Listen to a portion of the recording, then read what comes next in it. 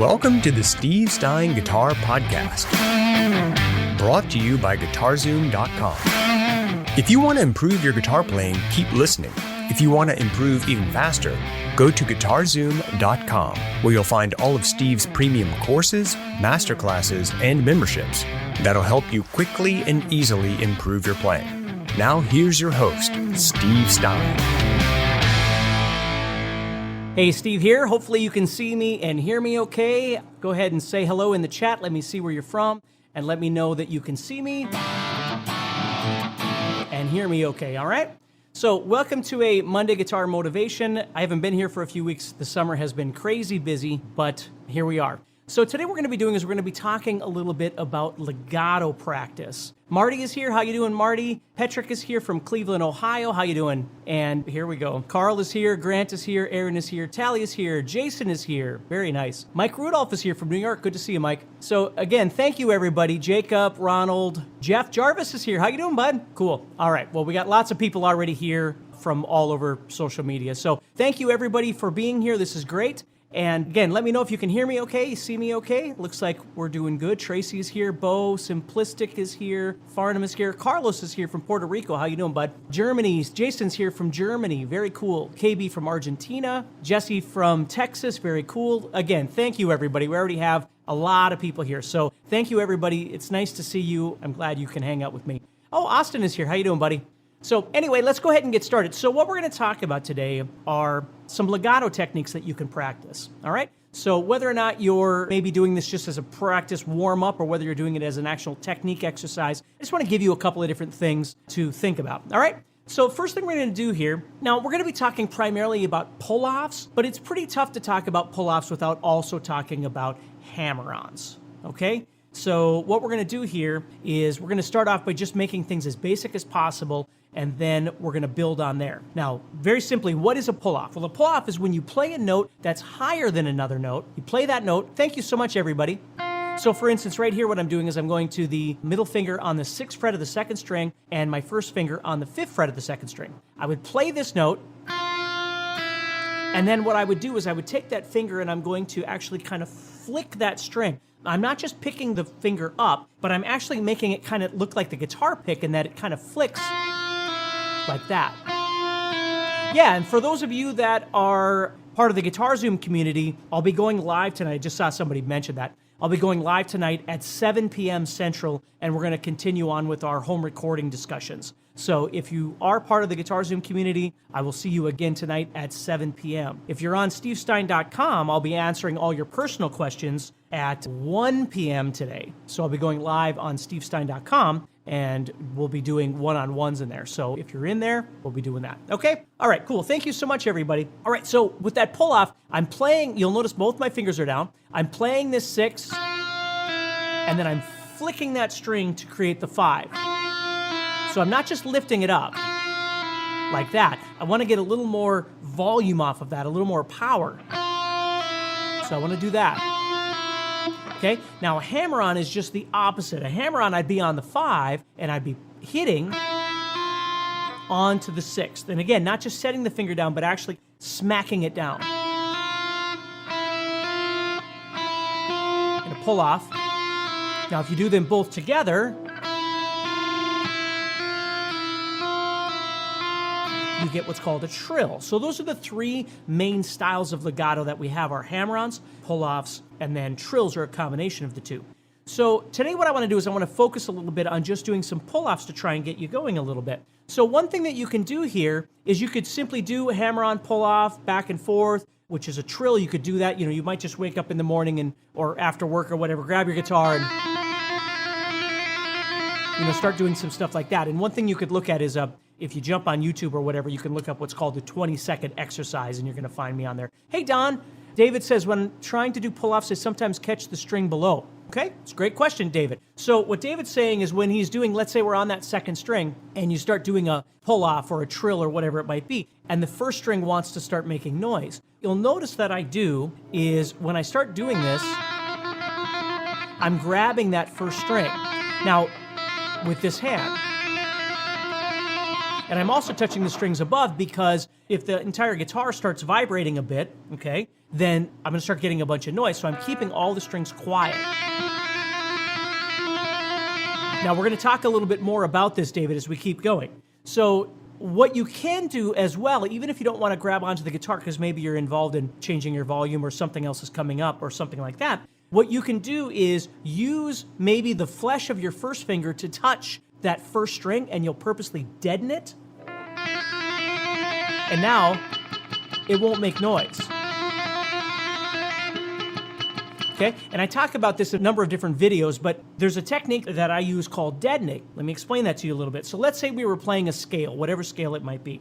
So I'm on the 6th string, and this is kind of deviating a bit, but David has a great question about this. So if I was on the 6th string and I'm playing something, what's happening is, for me, generally it's my first finger, but other fingers can work in tandem to make this functional. So what happens is, if I'm on the 6th string, my first finger is intentionally touching the other 5 strings and deadening those strings. So as I'm playing, now I might get a harmonic or something, but those harmonics aren't going to ring out if I'm not hitting those strings. So as I play this 6th string, this finger is touching those other 5 strings and it's deadening those. Okay? So it keeps everything quiet as I play. If I move to the 5th string, I'm doing exactly the same thing. I'm deadening those other strings below me with my first finger or maybe another finger or whatever it might be. But the big thing that happens now is the tip of my index finger starts touching the 6th string.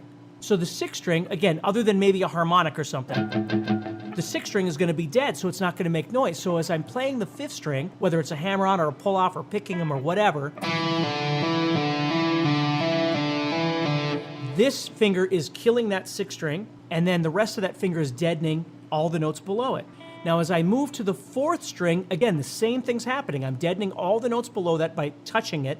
I'm deadening the 5th string by touching it with the tip of my index finger, but the 6th string is now exposed, which is where this hand comes in and starts deadening that 6th string. I'm not palm muting it, I'm actually deadening that. And as I keep moving down, okay, I have less and less to deaden with this index finger and more to deaden with my other hand, with my picking hand, you see? So as I keep moving down,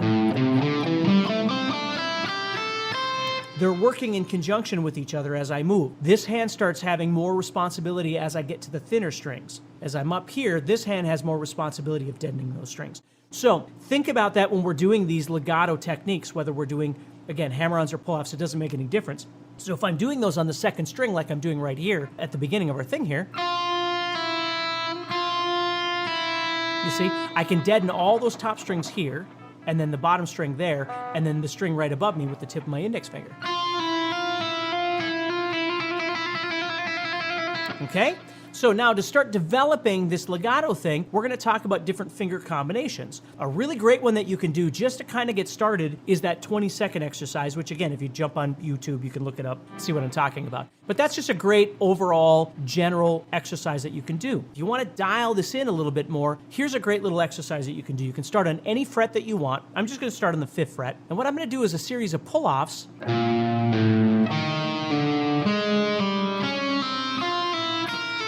And see, what I'm doing there is not only doing the art of the pull-off on each string, picking and then doing a pull-off, but I'm also deadening all those strings as I go, because it's not just the technique, it's the effectiveness of the technique. And what I always tell students is, a lot of times when you're playing, the element that you're playing is like the rock star, right? That's the thing everybody's focusing on. But your real job is to keep everything else behind the scenes quiet as much as you possibly can.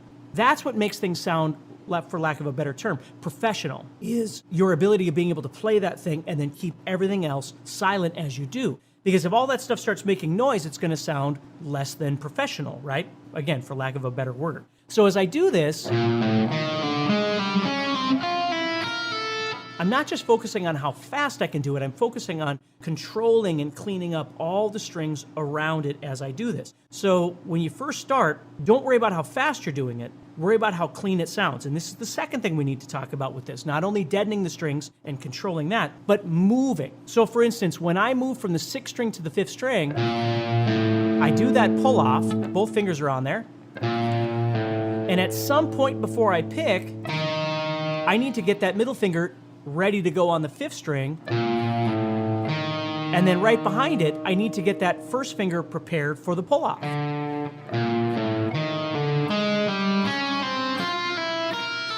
Doug says, is there any equipment that can be purchased to help deaden unwanted noise, or is it a matter of physically muting the strings? It's a matter of physically muting the strings. You can use things like, they make those things that keep your strings quiet and things like that, which are great when you're recording and stuff. Then you got to move it out of the way when you play chords and things. And like if I was performing live, I certainly wouldn't use something like that. You can buy noise gates and things like that, but that's all a little bit different. None of those things are going to take the place of learning how to be articulate and deaden the strings with your hands. They're an addition to that can benefit in maybe similar ways, but then in different ways as well. So sometimes when I'm recording, I don't know if I've got one with me here, but yeah, I do. So sometimes when I'm recording, I'll use like these things here, which you clamp on the guitar and then it keeps it quiet. So it's not making noise, so I get a really good take when I'm recording. But I wouldn't use that when I'm just playing. When I'm just playing, I don't have anything on there. I hope you're enjoying this episode so far and you're getting motivated to take your guitar playing to the next level. Please do me a favor and leave us a rating on Apple Podcasts. It'll help the show grow and reach more rock stars like you who want to improve their guitar playing. Also, I'd love to know what parts of the episode you liked, as well as what you learned. So please share this podcast and tag us at guitarzoom.com on your social post. And now, let's get back to the podcast. So as you're soloing, you need to learn how to control those strings whenever you're doing anything. So what you're playing is being highlighted, and what you're not playing, which are all those other strings, are constantly being monitored and controlled and deadened so they're not making noise. Okay? So as I'm doing this, then that's the next thing I'm thinking about. First thing I'm thinking about, deadening those strings. Second thing I'm thinking about, the pull-off itself, right? And the third thing I'm thinking about is the transition from one string to the next. Like when I go there, I don't want you to hear the sixth string. I don't want that sound. So I've got to make that shift from the sixth string vibrating to the fifth string vibrating. And then I've got to get my finger ready behind that to be able to... So as you're practicing these things, don't just think about how fast it is. Think about how it sounds. Okay? And then you move up and you do it again. But you go this direction this time.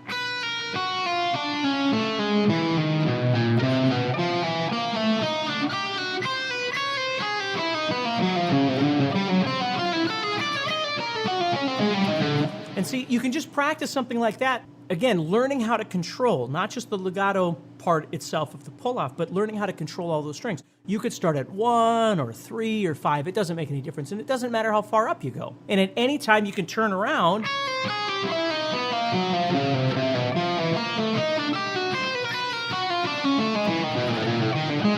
and you might just choose 2 strings and just...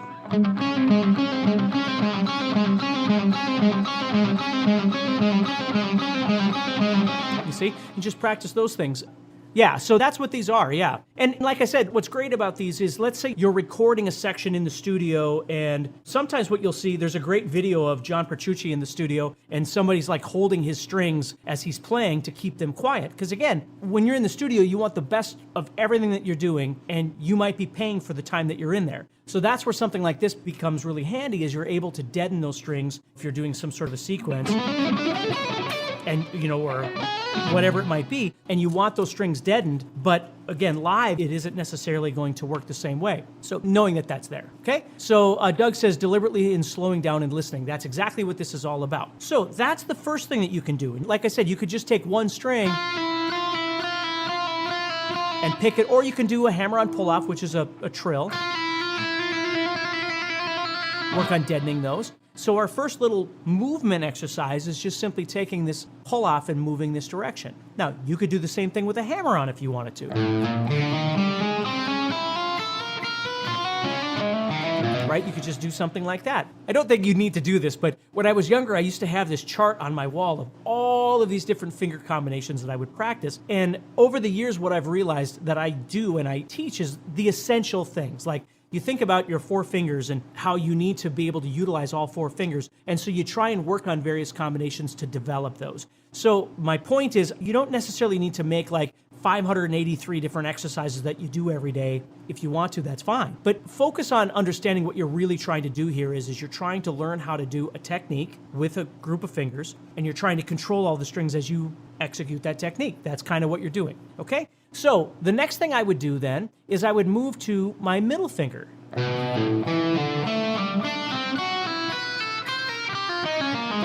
And do the same thing, same idea, developing that, okay? And then when you get done with that, you could go to your pinky. And develop that as well, okay? So that's the first group of things I want to give you today. The next thing I want to give you is simply staying in one spot to begin with. And what we're going to do is start using two different groups of pull-offs, which is 3 fingers. So now what we're going to do is that instead of doing just 2 to 1, we're going to do 3 2 1.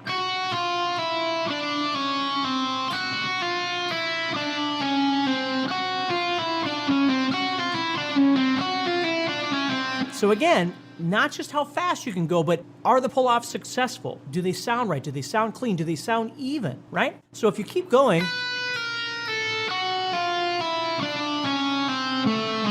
and again, you can use all 6 strings like we've been doing. You might start here,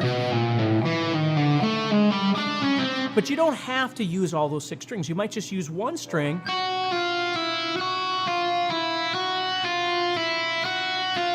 or 2 strings.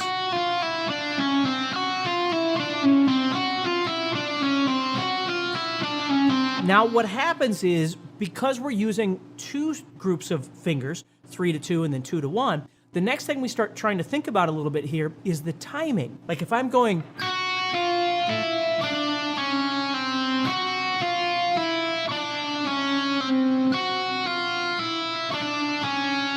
you see, I want to start thinking about how that timing works. So I've got my volume that I'm working on. So instead of getting, something like that, unless it was intended, you really start trying to dial in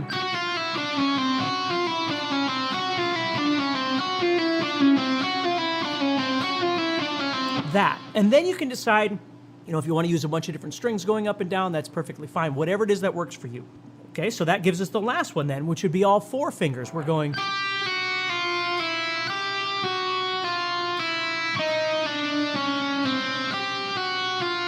And you think about the deadening of the strings, the control of the strings, the pull-offs, the volume, the rhythm. There's a lot going on there that we might not be thinking about when we're just trying to go fast. And again, there's nothing wrong with going fast. I mean, if you're working on something and that's the effect that you're looking for, I think that's wonderful. But the point of technique sometimes is to slow it all down and then figure out what might be going wrong. Like, is there a certain finger in there that's not working very well for you and it's causing the other ones to have issues? Because we know that once we get to these 2 fingers right here, that's where we tend to have a lot of problems with whatever it is we're doing. And so we want to make sure that we're always developing these fingers, which brings me to the next thing. You don't just have to do a 2-finger combination of these. You could do a 2-finger combination of these or these, right? You could go,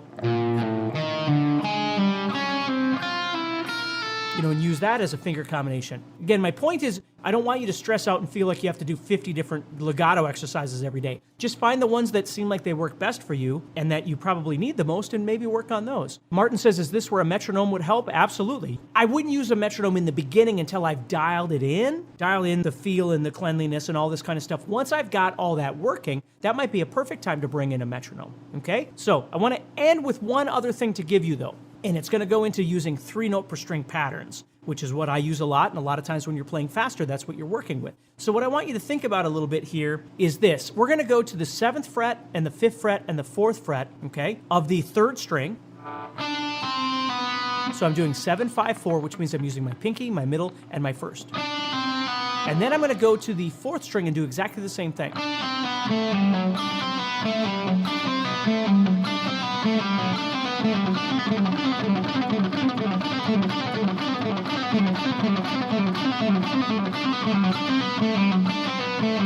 Now you'll notice that sometimes I use a little bit of a palm mute on those thicker strings, which gives it kind of a percussive effect, even though I'm just doing pull-offs.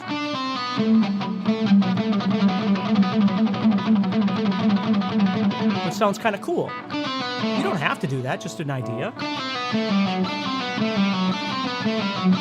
But that's a really great exercise to start working on, and it's very real world because when you're playing scales a lot of times, when you're playing a 3-note per string pattern, if you know what that is, hey Brian, you'll be using ideas like this. So again, you could do this a hammer-on exercise.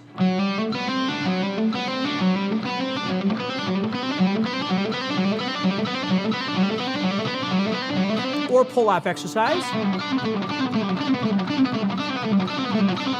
But that's a really nice way of just practicing that over and over and over. And you could go anywhere on the fretboard, okay? So that's using 1, 2, and 4. So now what I'm going to do is I'm going to move up and I'm going to play 5, 7, and 9. So now I'm using 1, 2, and 4 again, but I'm using what's called a 3-note per string spread fingering. So I'm playing 5, 7, and 9. I was playing 4, 5, 7 before. Now I'm playing 5, 7, 9. So there's a little bit more space right here, right? So I'm doing the same thing.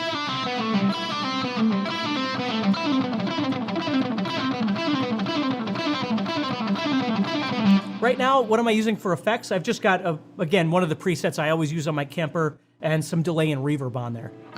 Oh, sorry. So you could go from this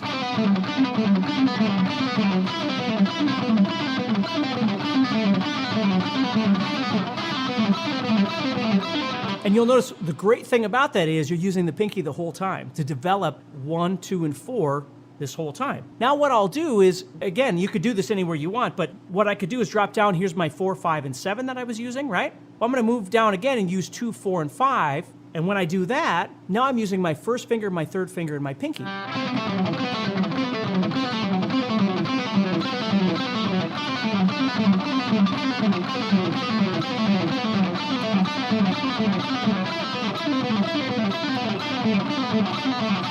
And something like that, and again, you could use those as hammer-ons or whatever you want, but an exercise like that is really great for developing strength in your fingers, dexterity in your fingers, and you're doing it in a practical sense of something that, from a scale perspective, you'd really use. If you're playing pentatonics, obviously this is a little bit different, right? But if you're doing anything that's diatonic, these are the 3 main shapes that we use when we play diatonic scales, do, re, mi, fa, sol, la, ti, do scales, okay? So with this sort of thing, I'm doing 2, 4, 5, and then 4, 5, 7, and then 5, 7, 9. And again, you could do this anywhere you want. I'm just showing you this, but so you could do those as hammer-ons.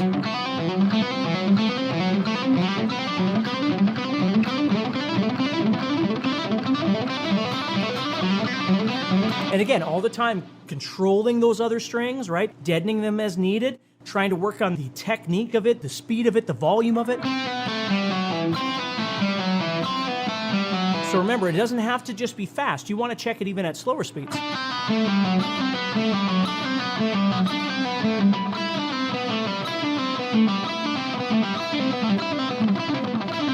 that's kind of a fun thing that you can do as well. And even going back to something as basic as just talking about pentatonic scales, you might just play through your pentatonic scale doing pull-offs. And you can go back, maybe doing hammer-ons. And then sometimes what I use to show students how to do is just taking like that pull-off idea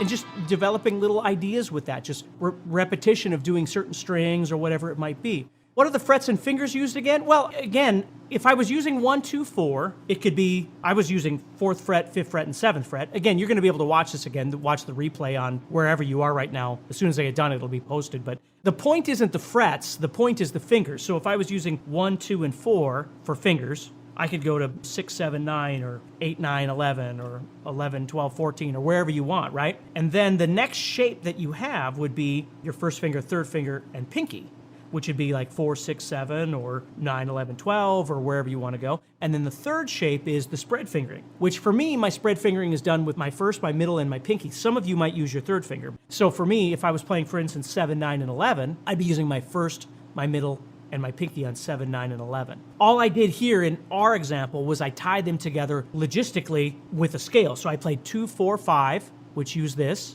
and then 4, 5, 7, which would use this, and then 5, 7, 9, which would use this. okay? Again, I'm using my middle finger. Some of you might use your third finger instead to do 5, 7, and 9, but for me, it makes more sense with my middle finger. But again, whatever works for you. So this will get posted if you're watching it on YouTube or Facebook or whatever. As soon as we're done, it'll stay posted up there, and you can watch this and you can practice this week and get going with some new techniques, all right? So thank you, everybody, for joining me. Hopefully this helps you a little bit, gives you some ideas of some things that you can practice. Stay positive, keep practicing. If you're looking for any guitar stuff, you can always head over to guitar-zoom.com and see the guitar courses we offer and the membership and all that kind of stuff, all right? So keep practicing and keep doing what you're doing. And thank you again. If you enjoyed today's podcast and want to learn guitar even faster, go to guitar-zoom.com and click the Get Started button to get access to courses that are right for your interest and skill level. Again, go to guitar-zoom.com and click the Get Started button.